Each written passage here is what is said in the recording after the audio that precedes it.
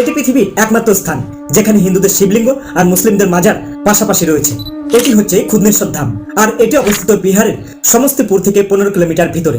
খুদনেশ্বর নামটি এসেছে একজন মুসলিম মহিলা খুদনি বিবির নাম থেকে।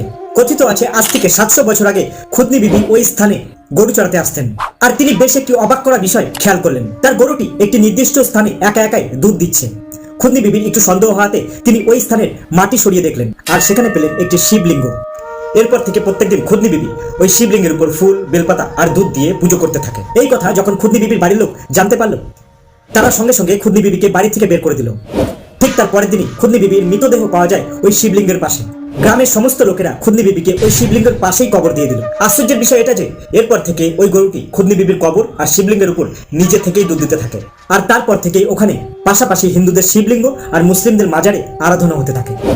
সত্যি ভারত বড়ই বৈচিত্র্যের দেশ, তাই না?